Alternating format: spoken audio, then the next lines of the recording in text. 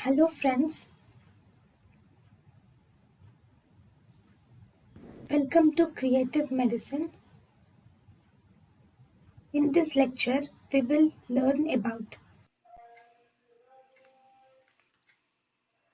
Then, Kali Rani, 20-year-old girl presents with history of rapidly developing hirsutism and amenorrhea.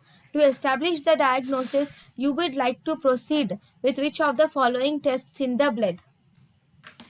So there is rapidly developing hirsutism and amenorrhea is seen. So which of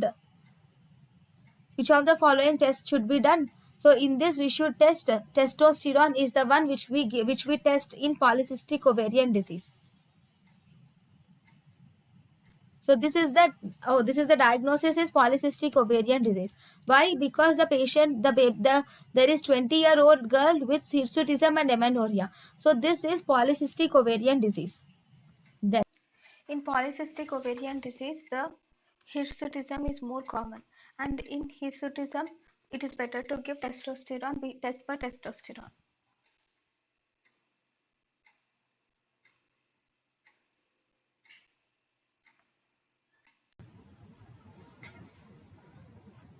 Thank you, and thank you for watching.